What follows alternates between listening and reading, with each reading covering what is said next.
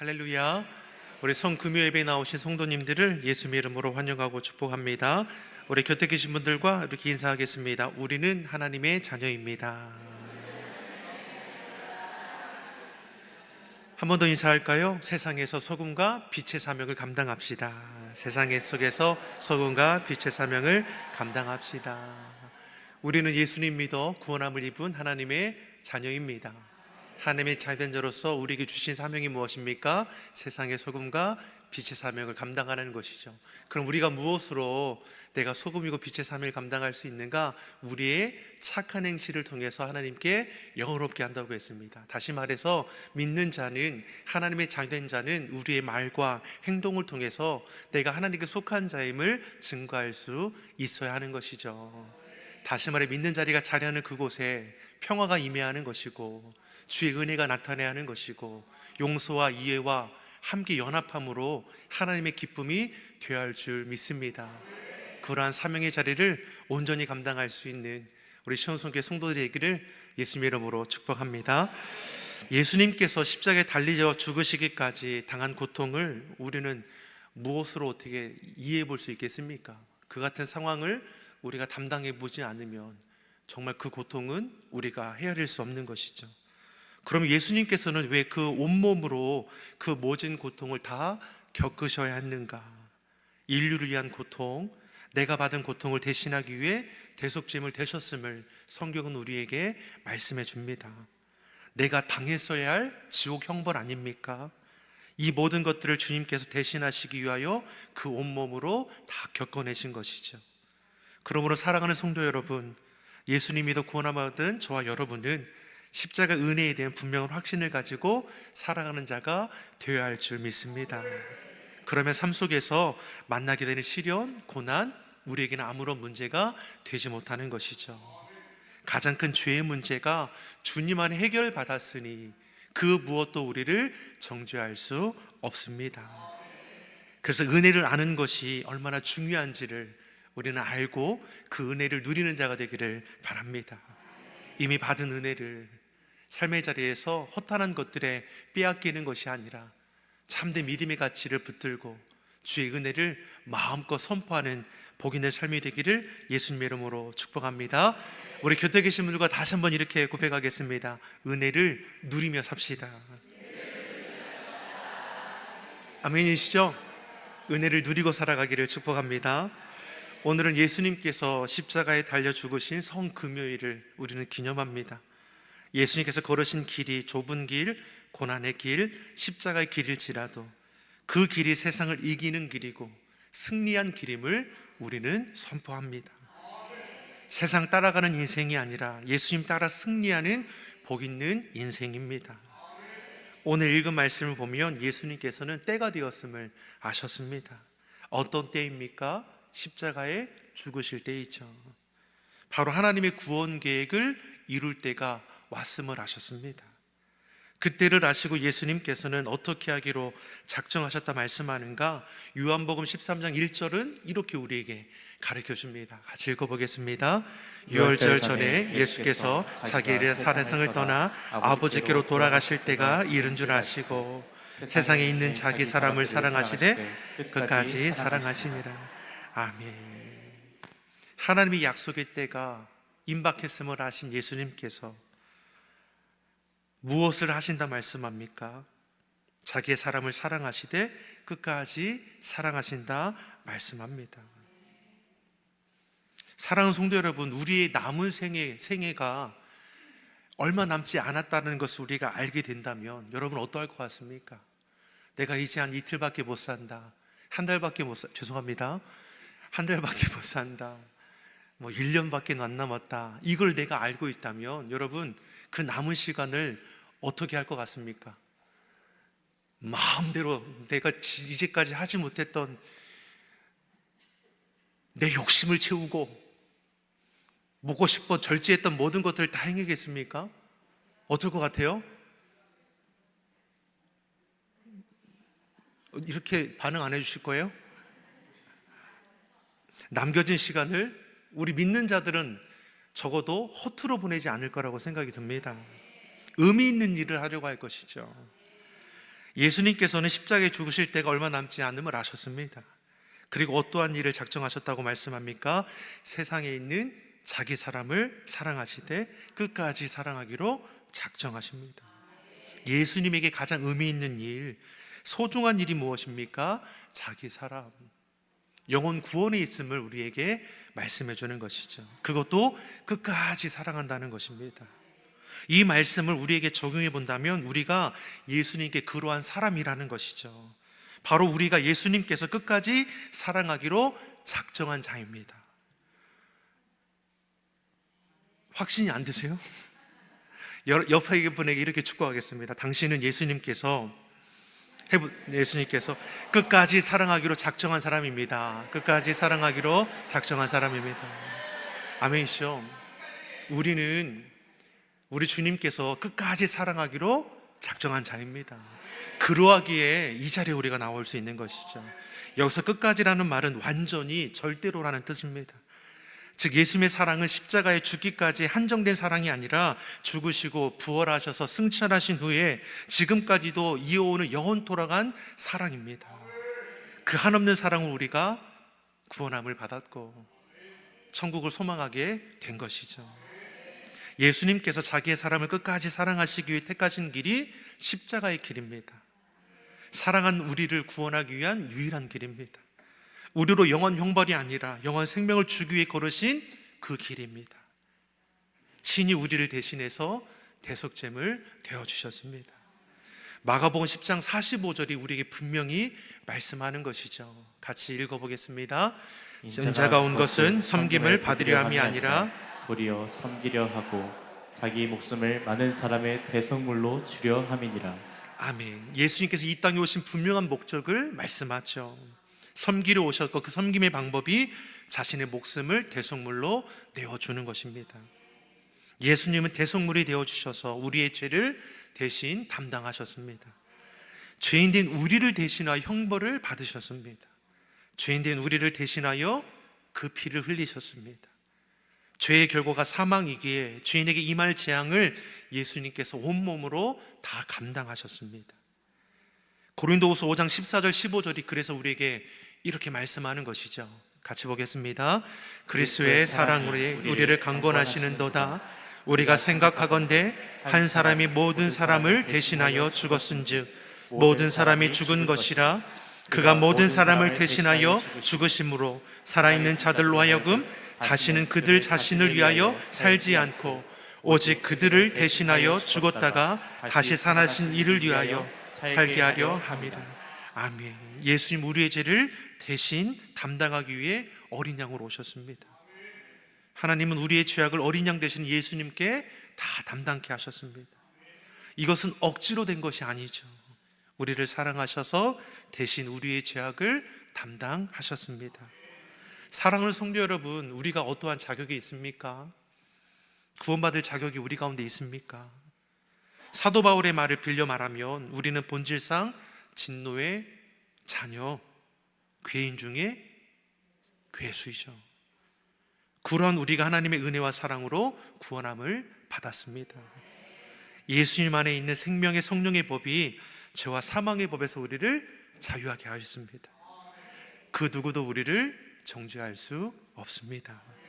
더 이상 우리는 죄에 묶인 자가 아니라 하나님의 자녀요 주님 안에 참된 자유자가 되었습니다. 이러한 은혜와 사랑을 우리가 값없이 받았습니다. 예수님의 죽으심으로 어떠한 역사가 일어났습니까? 38절에 보니까 예수님이 죽으시는 그 순간에 성전의 휘장이 위로부터 아래까지 찢어졌다고 했습니다. 성전의 휘장이 가리키는 것이 무엇입니까? 죄로 가로막힌 하나님과 우리 사이를 나타내는 거 아니겠습니까? 그러한 휘장이 예수님이 죽으심으로 찢어졌습니다. 독생자 예수 그리스도의 그 보혈의 피로 막힌 담이 허물어졌습니다. 또한 예수님의 십자가의 죽으심으로 예수님을 조롱하고 웃고 떠들던 무리들이 온 세상이 캄캄해지고 땅이 진동함에 따라서 두려워 떨게 되지 않습니까?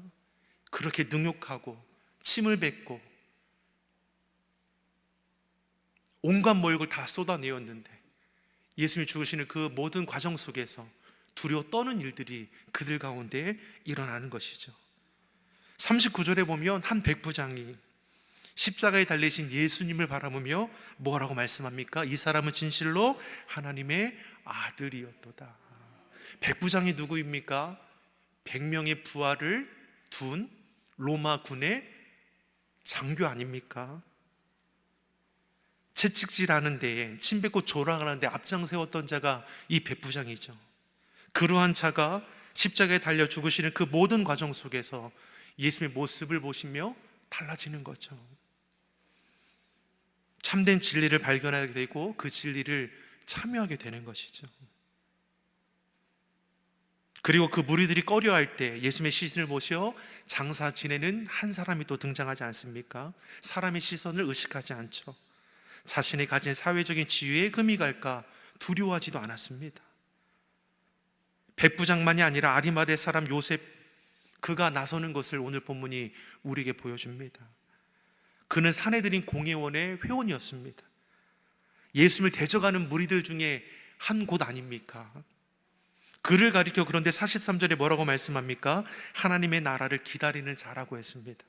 수많은 무리들, 특히나 대제사장들, 장로들, 서기관들, 사내들인 공회와 할 것 없이 정치적인 사회적인 지위를 가진 자들은 다 하나같이 연합해서 예수를 십자가에 못 박으라 결의하지 않았습니까?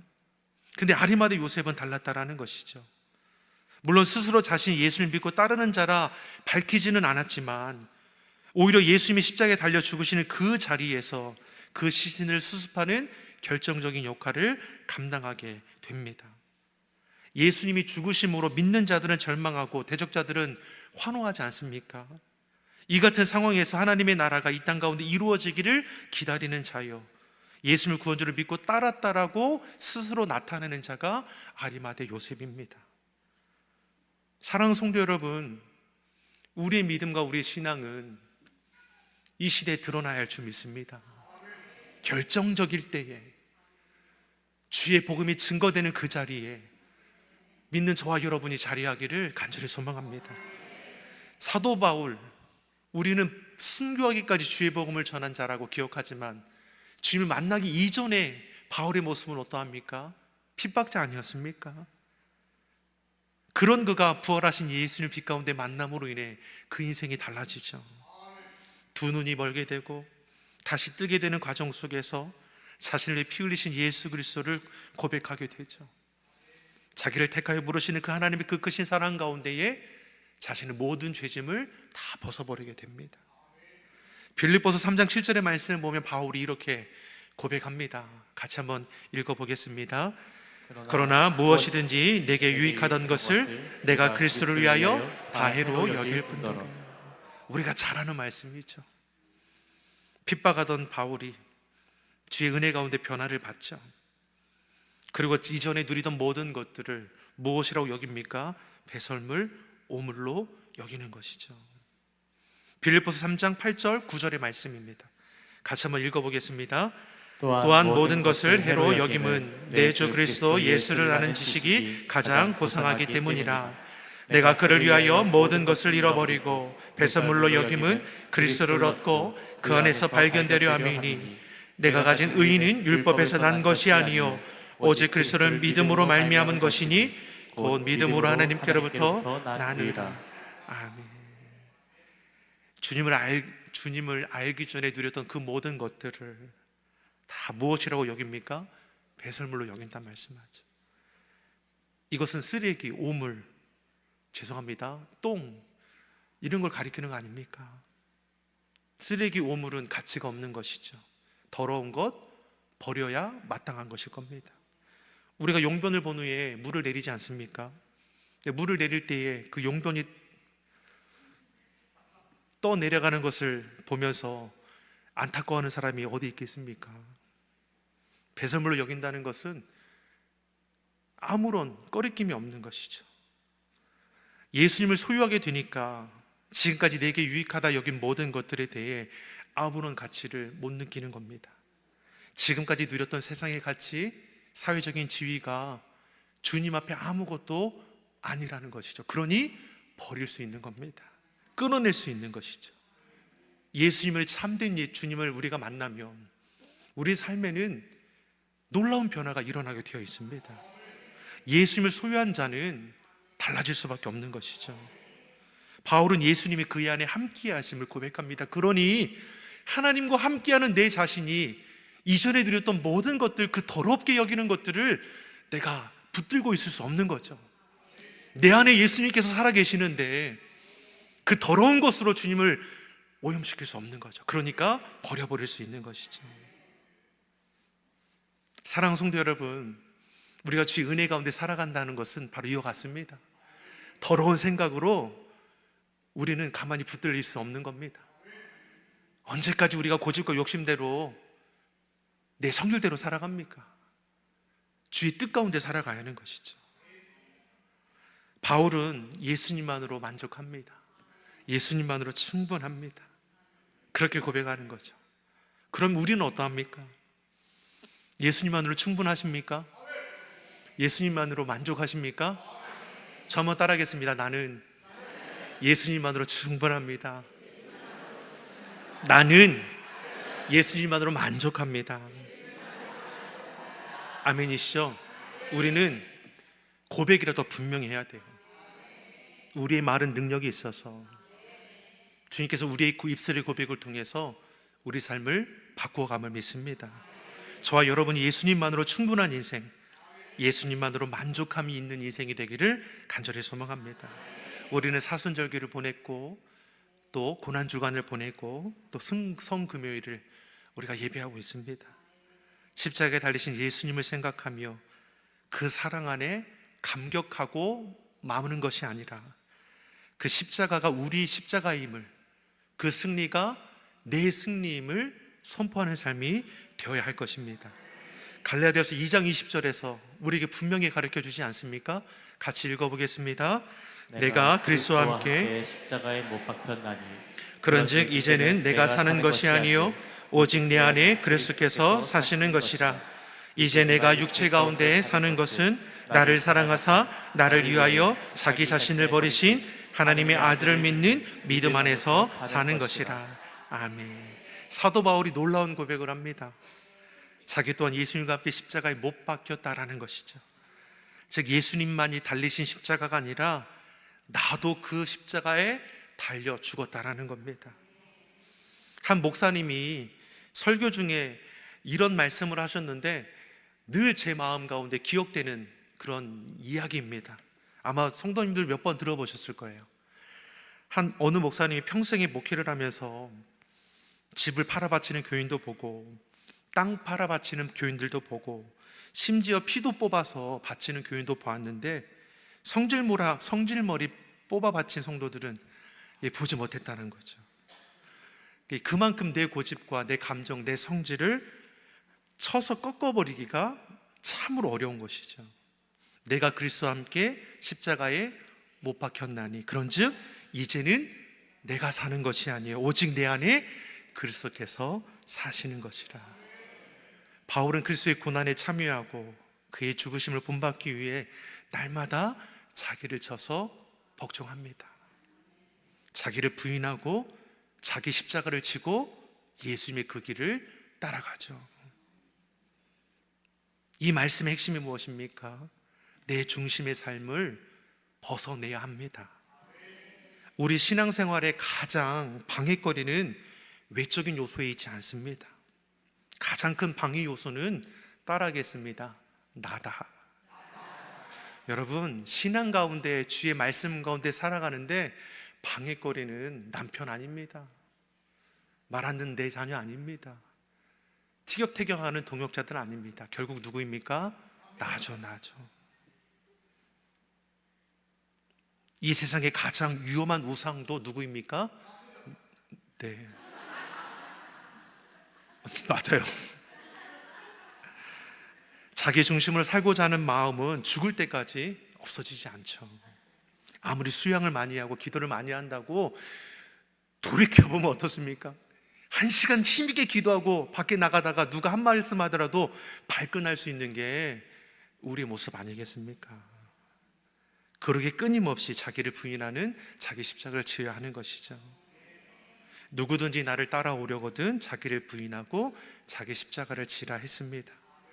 예수님 우리 삶의 주인이 되시도록 날마다 쳐서 복종하는 삶이 되기를 바랍니다. 예수님의 십자가 내 십자가가 되어 예수님만으로 충분하다 고백하며 예수님만으로 만족하는 삶을 살아낼 수 있는 우리 모두가 되기를 예수님의 이름으로 축원합니다. 기도하겠습니다. 좋으신 아버지 하나님, 우리의 모든 죄짐을 대신 담당하시고 우리의 모든 형벌을 대신 지신 예수님을 우리 삶의 주인으로 모시게 하여 주시옵소서. 대속의 은혜를 깊이 묵상하게 하시고 날마다 그 은혜 가운데 감사하며 살게 하여 주시옵소서. 주님 안에서 자유함과 안식과 평안함을 누리게 하여 주시고 주님을 알지 못하는 이들에게 대속의 복음을 담대히 전거하는 귀하고 복 있는 우리 믿음의 성도들이 되게 하여 주시옵소서. 감사드리며 예수님의 이름으로 기도드립니다. 아멘. 우리 말씀을 기억하며